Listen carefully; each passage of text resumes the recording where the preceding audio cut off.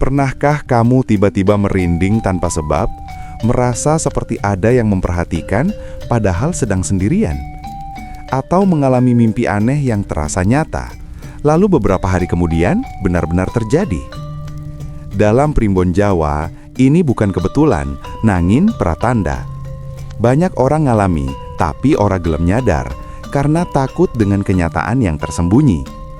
Tanda-tanda ini muncul perlahan, halus namun kuat, menguji batin dan iman seseorang. Jika beberapa gejala ini pernah kamu rasakan, bisa jadi ada sesuatu yang sedang dibuka dalam dirimu, lan ora kabeh wong siap nompo. Sebelum kita masuk lebih dalam, monggo luangkan sedikit waktu menuliskan kota asal panjenengan di kolom komentar nggih. Dengan begitu, kita bisa saling menyapa dalam satu doa yang tulus. Ngaten. Semoga yang sedang memiliki hutang dimudahkan jalan pelunasannya. Amin nggih. Yang sedang sakit, semoga lekas diangkat penyakitnya. Laras. Yang masih berjuang mencari pekerjaan, semoga segera dipertemukan dengan rezeki terbaiknya. Insya Allah. Ngaten. Dan semoga hidup panjenengan semua selalu diselimuti keberkahan serta kebahagiaan. Amin nggih. Lan sugeng pepanggihan wonten channel Primbon Mbah Ulu-Ulu Sadimin, Kaliwungu, Klirong, Kebumen. Bab 1. Getaran yang tak terlihat. Dalam Primbon Jawa, awal mula terbukanya mata batin seringkali bukan ditandai oleh penglihatan, melainkan oleh rasa. Rasa yang datang tanpa diundang, halus namun menekan.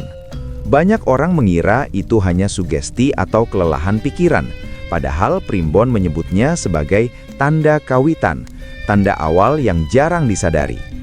Pada fase ini seseorang mulai peka terhadap getaran di sekitarnya, meski belum mampu menjelaskannya dengan kata-kata. Getaran ini biasanya muncul saat berada di tempat tertentu. Ada ruang yang terasa lebih berat, ada sudut rumah yang membuat dada sesak tanpa sebab, dan ada waktu-waktu tertentu, terutama menjelang maghrib, di mana suasana tiba-tiba berubah. Menurut Primbon, ini terjadi karena batin mulai selaras dengan alam sekitar. Ora katon, nanging kerasa. Tidak terlihat, tetapi sangat terasa. Inilah konflik pertama yang dialami, antara rasa dan logika. Banyak orang kemudian menolak perasaan itu.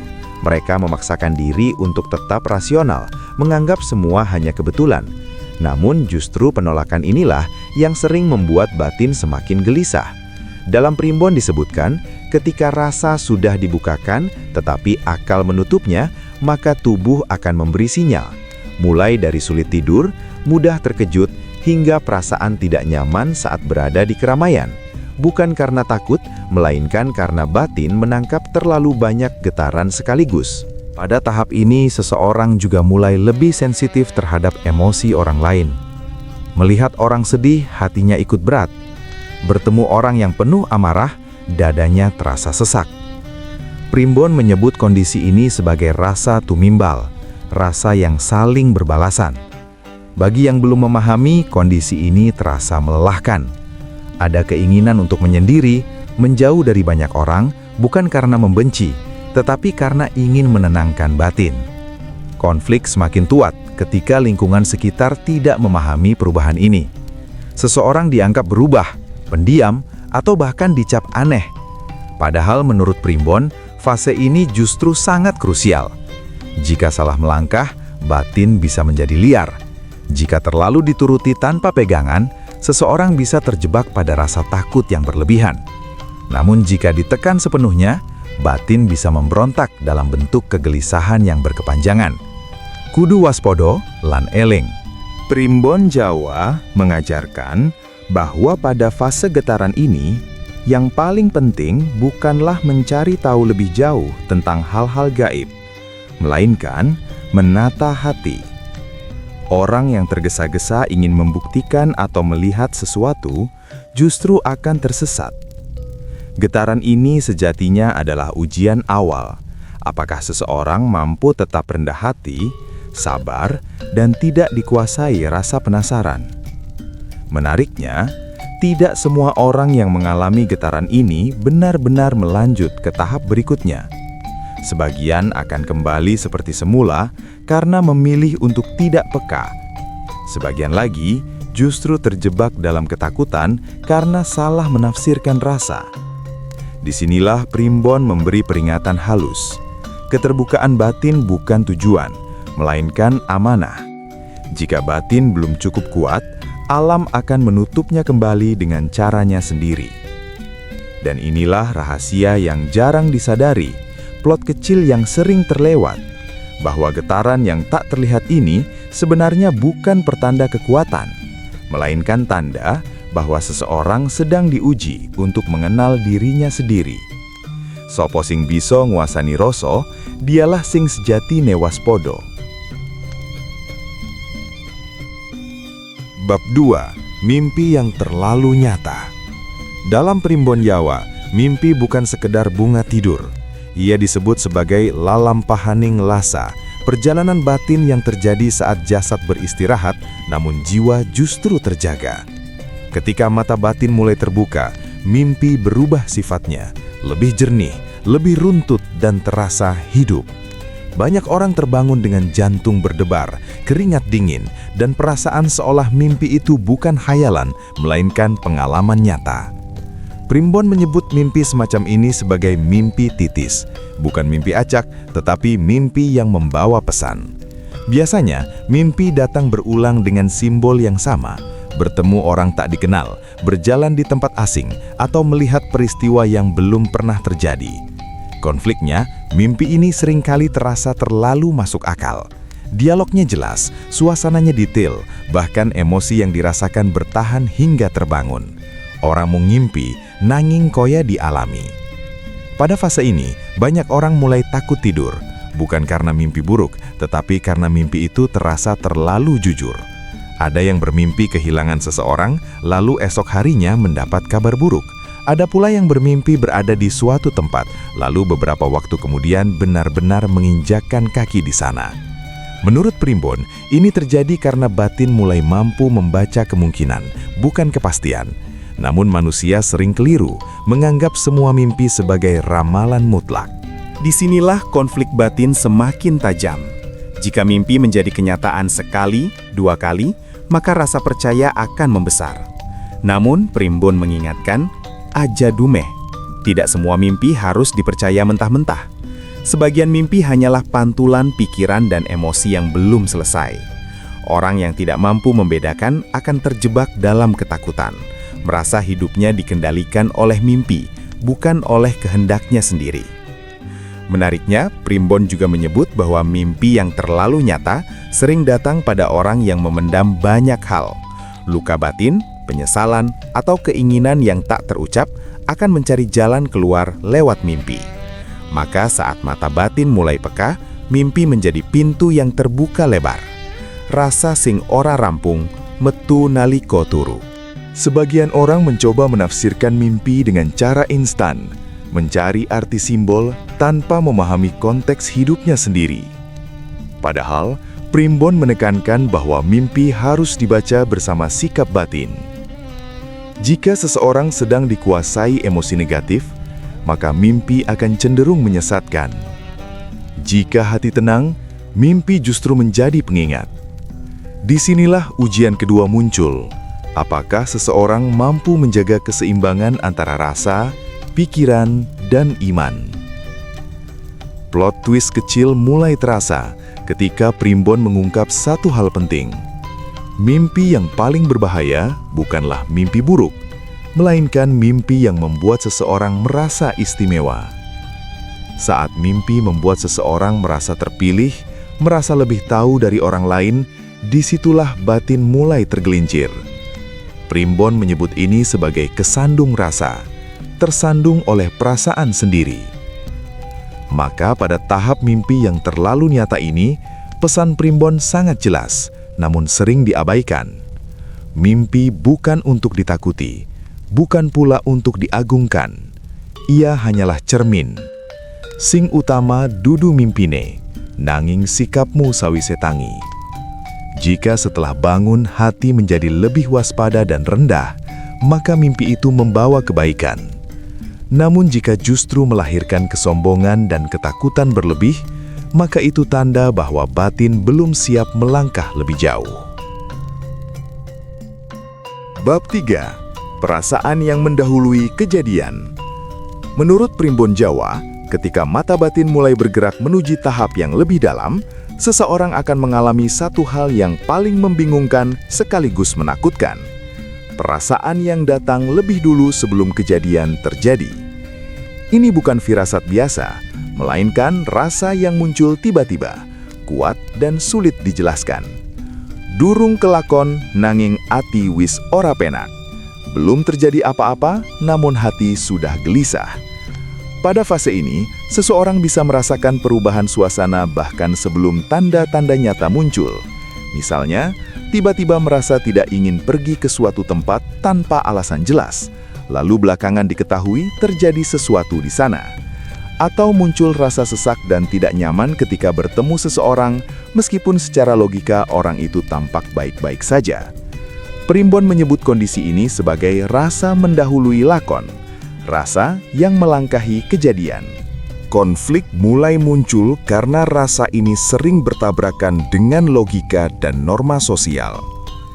Ketika seseorang mengikuti perasaannya, ia dianggap berlebihan atau terlalu sensitif.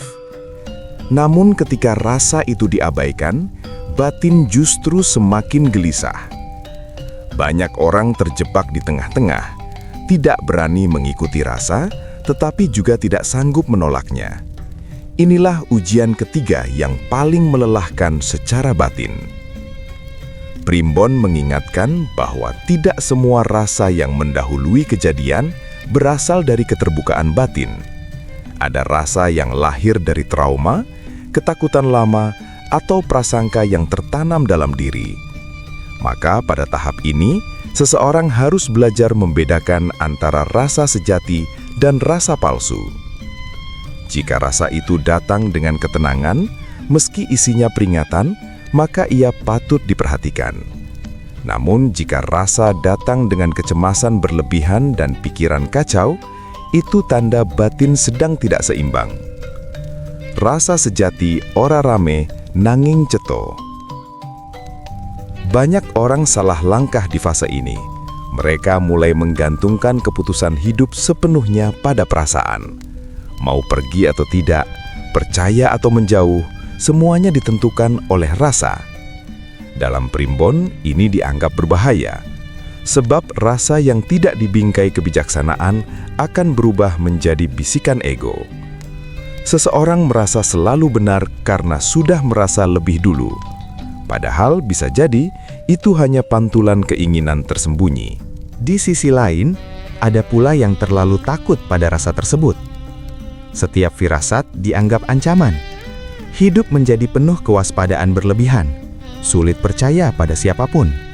Primbon menyebut kondisi ini sebagai kekancingan ati, hati yang terkunci oleh ketakutan. Pada titik ini, keterbukaan batin justru berubah menjadi beban, bukan anugerah. Plot twist pada bab ini terletak pada satu hal yang jarang disadari. Menurut Primbon, rasa yang mendahului kejadian bukan diberikan agar manusia menghindari takdir, melainkan agar manusia belajar bersiap dan berserah. Rasa tidak dimaksudkan untuk mengubah jalan hidup, tetapi untuk memperhalus sikap dalam menjalaninya. Sing nerki rasa, kudu luwih eling lan andap asor. Maka ujian sesungguhnya di tahap ini bukan soal seberapa sering firasat menjadi kenyataan, melainkan bagaimana sikap seseorang setelahnya. Apakah ia menjadi lebih bijak atau justru merasa lebih tinggi dari orang lain? Primbon menegaskan, jika rasa membuatmu rendah hati dan berhati-hati tanpa menghakimi, maka batinmu berada di jalan yang benar. Namun, jika rasa membuatmu sombong, curiga berlebihan, dan menjauh dari nilai kebaikan, maka itu tanda jelas bahwa batin sedang diuji, bukan dibukakan sepenuhnya. Dan disinilah rahasia pentingnya. Orang yang benar-benar matang batinnya tidak sibuk membuktikan firasatnya benar, karena ia paham bahwa rasa hanyalah titipan. Sing sejati kuat, ora butuh pamer rasa. Bab 4. Kesendirian yang menguatkan. Dalam primbon Jawa, setelah seseorang melewati fase rasa dan firasat, akan datang satu tahap yang sering disalahpahami, keinginan untuk menyendiri. Bukan karena membenci dunia, bukan pula karena putus asa, melainkan karena batin membutuhkan ruang untuk menata diri. Primbon menyebut fase ini sebagai menepi, menarik diri sejenak agar rasa tidak liar. Orang Melayu soko urip, nanging ngendaleni batin. Pada tahap ini, seseorang mulai merasa tidak nyaman berada terlalu lama di keramaian. Suara ramai terasa melelahkan, obrolan kosong membuat kepala berat, dan interaksi yang dulu menyenangkan, kini terasa menguras energi.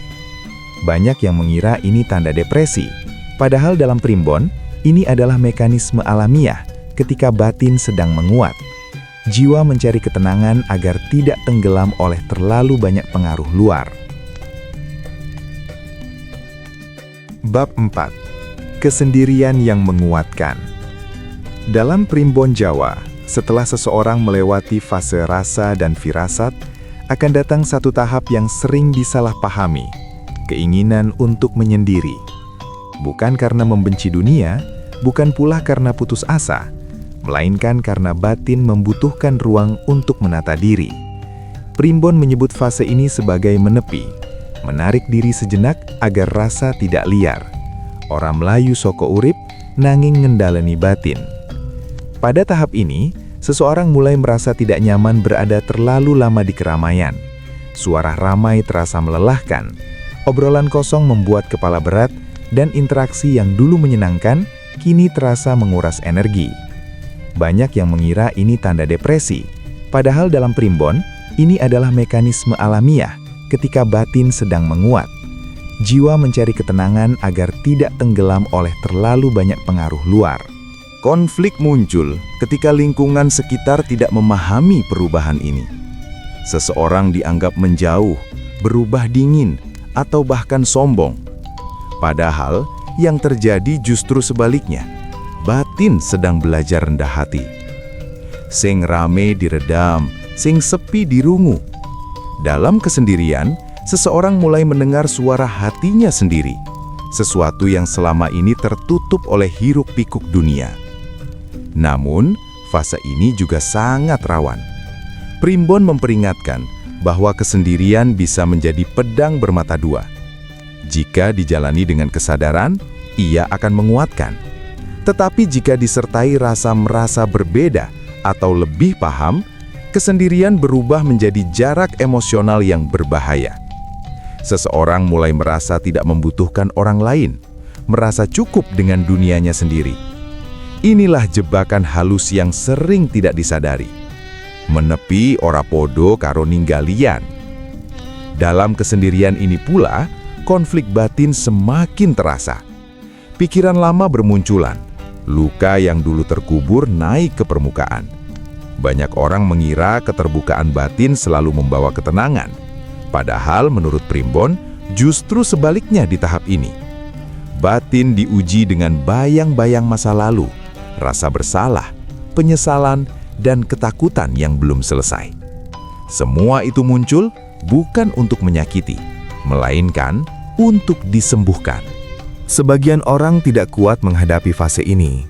Mereka kembali mencari keramaian sebagai pelarian, atau justru tenggelam dalam kesendirian yang gelap. Primbon menyebut kondisi ini sebagai kesasar ing sepi, tersesat dalam sunyi. Disinilah pentingnya pegangan hidup.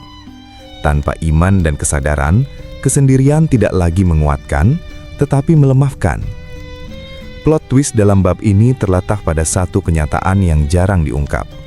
Menurut primbon, orang yang benar-benar matang batinnya justru akan kembali ke tengah manusia. Kesendirian bukan tujuan akhir, melainkan jembatan. Setelah batin cukup kuat, seseorang akan kembali bergaul dengan sikap yang lebih bijak, lebih sabar, dan tidak mudah terseret emosi. Sepi kanggo ngisi, rame kanggo ngabdi. Maka tanda kesendirian yang benar bukanlah menjauh selamanya, tetapi tahu kapan harus diam dan kapan harus hadir. Jika kesendirian membuatmu lebih lembut, lebih peduli, dan lebih sadar akan keterbatasan diri, maka itu pertanda baik. Namun, jika kesendirian membuatmu merasa paling benar dan memandang rendah orang lain, Primbon menyebutnya sebagai tanda bahwa batin sedang diuji ulang. Bab ini menegaskan satu pesan penting. Kekuatan sejati tidak lahir dari keramaian, tetapi juga tidak bersembunyi selamanya dalam kesunyian. Kekuatan sejati lahir dari kemampuan menata diri, lalu kembali ke dunia dengan hati yang jernih. Sing kuat, dudu sing adoh saka wolang liya, nanging sing bisa tetep eling, nalika ana ing antarane manungsa. Bab 5. Plot twist, bukan tentang melihat.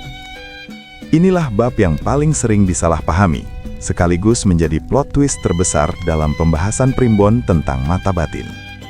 Banyak orang mengira bahwa puncak keterbukaan batin adalah kemampuan melihat makhluk tak kasat mata, mendengar suara gaib, atau mengetahui hal-hal tersembunyi.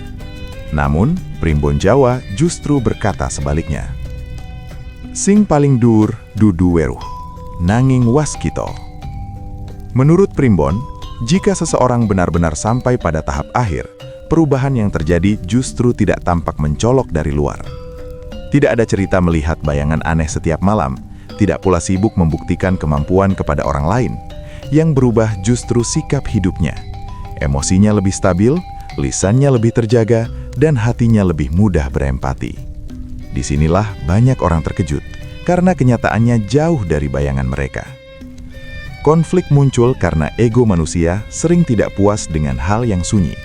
Saat seseorang merasa batinnya peka, muncul dorongan untuk melihat lebih jauh, membuktikan lebih nyata. Primbon menyebut ini sebagai kareping rasa, keinginan batin yang belum matang. Jika dorongan ini dituruti, maka yang terbuka bukan mata batin, melainkan pintu kesombongan. Rasa munggah, eling mudun.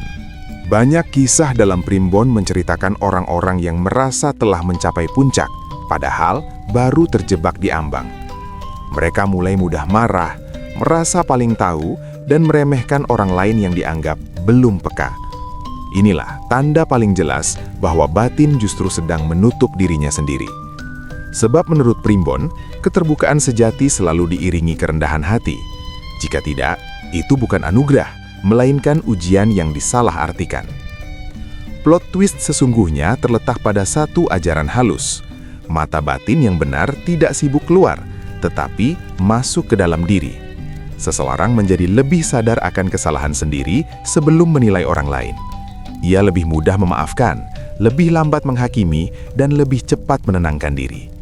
Ora cepat nesu, ora gampang gumun. Pada tahap ini, seseorang justru tampak biasa-biasa saja di mata orang lain. Tidak mencari pengakuan, tidak haus pujian, dan tidak tertarik membicarakan hal-hal gaib. Namun, dalam diamnya, ia memiliki ketenangan yang sulit digoyahkan. Menurut Primbon, inilah tanda bahwa batin telah menemukan porosnya, bukan di luar, melainkan di dalam.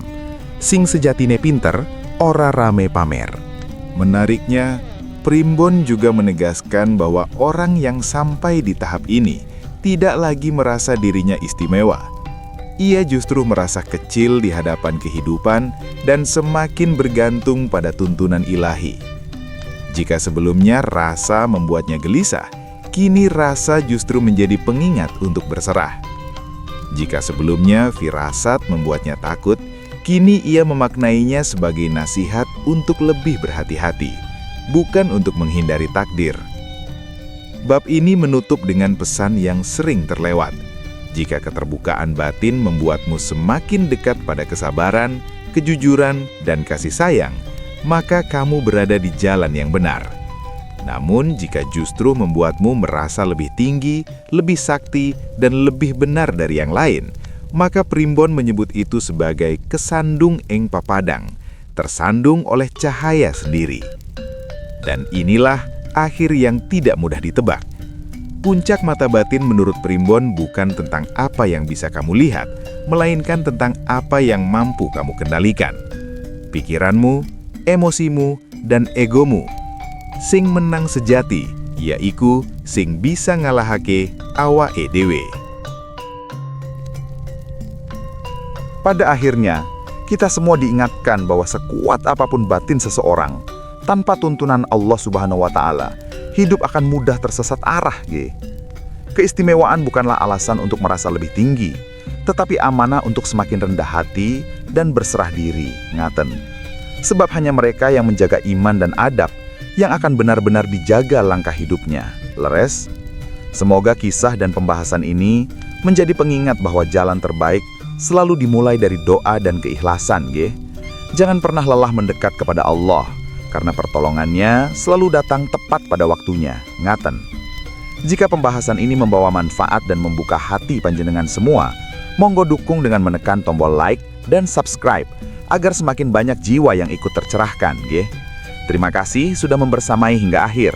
Semoga kita semua selalu dalam lindungannya dan dipertemukan kembali di video berikutnya. Leres?